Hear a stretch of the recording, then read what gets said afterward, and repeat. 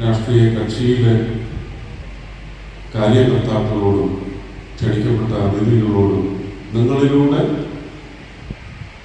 മനംമാറ്റം വന്നിരിക്കുന്ന mind set change വ്യക്തമാക്കി തുടങ്ങിയിരിക്കുന്ന കോഴിക്കോട് ജില്ലയിലെ തന്നെ ജനതയോട്, വോട്ട് ചെയ്യുന്ന പ്രജകളോട് വോട്ടഭ്യർത്ഥിക്കാനാണ് ഞാൻ ഇന്നലെ രാത്രി ഡൽഹിയിൽ നിന്ന് ഇവിടെ എത്തിയിട്ടുള്ളത്. ഞാൻ ഇങ്ങോട്ട് വരുന്നതിന് മുമ്പ് അവിടെ CCTV ക്യാമറയൊക്കെ പരിശോധിച്ചാൽ അറിയാം, പ്രധാനമന്ത്രിയുടെ ക്യാബിനിൽ കയറി അദ്ദേഹത്തെ കണ്ട് ഇവിടെ ഇപ്പോൾ ജനങ്ങളുടെ വോട്ടിംഗ് നിശ്ചയത്തെ തകിടം മറിക്കുന്നതിന് വേണ്ടി ഇടതിൻ്റെ ആയാലും വലതിൻ്റെ ആയാലും വീഴ്ചകൾ കീറി മുറിച്ച് പരിശോധിക്കുന്ന ജനങ്ങളുടെ നിശ്ചയം സൃഷ്ടിക്കുന്നതിന് ഒരന്തരീക്ഷം ഒരിക്കലും അവർ ഒരുക്കി തരില്ല എന്ന് പറയുന്നതിൻ്റെ ഭാഗമായിട്ട് ഉന്നയിക്കുന്ന ഡീൽ പി,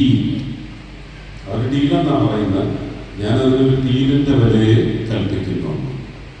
ഇതിനെ സംബന്ധിച്ചും പ്രധാനമന്ത്രി എടുത്ത് ഇതെങ്ങനെയാണ് ഡിഫ്ലക്റ്റ് ചെയ്യുന്നത്, ജനങ്ങളുടെ നിശ്ചയത്തെ വഴിതെറ്റിക്കാനായി ഉപയോഗിക്കുന്നത്, ഇതെങ്ങനെയാണ് ഒരു ദുഷ്ടലാക്കായി മാറുന്നത്, പൊളിറ്റിക്കൽ കോൺസ്പിറസിയായി മാറുന്നത് എന്നതിനെ സംബന്ധിച്ച് സംസാരിപ്പിച്ചപ്പോഴും അദ്ദേഹം പറഞ്ഞത്, ഞാനിത് അവിടെ വരുമ്പോൾ നിശ്ചയമായിട്ടും അതിന് മറുപടി പറയാൻ തന്നെയാണ് ഇരിക്കുന്നത്. ഞങ്ങൾ അങ്ങനെ ഡീലിനല്ല ഓരോ തവണയും നിന്നിട്ടുള്ളത്, ജയിച്ച് വെല്ലാൻ വേണ്ടിയാണ് ഞങ്ങൾ മത്സരിച്ചിട്ടുള്ളത്.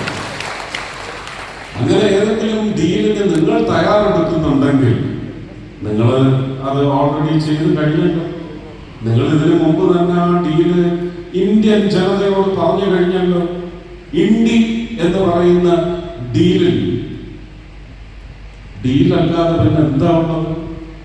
അത് വെച്ച് കേരളത്തിലെ ജനങ്ങളെ, അത് വെച്ച് തമിഴ്നാട്ടിലെ ജനങ്ങളെ, അത് വെച്ച് പോണ്ടിച്ചേരിയിലെ ജനങ്ങളെ, പുതുച്ചേരിയിലെ ജനങ്ങളെ, അത് വെച്ച് തന്നെ ബംഗാളിലെ ജനങ്ങളെ, അസമിലെ ജനതയെ, ഇന്ത്യ ആകമാനം കേരളമടക്കമുള്ള മലയാളികൾ അടക്കമുള്ള ഭാരതീയ സമൂഹത്തെ പറഞ്ഞ് കബളിപ്പിച്ചുകൊണ്ടിരിക്കുകയല്ലേ. ഒരു വമ്പൻ ദേശീയ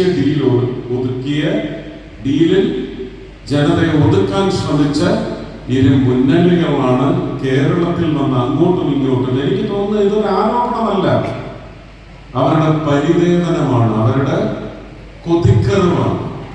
CPM പറയുന്നു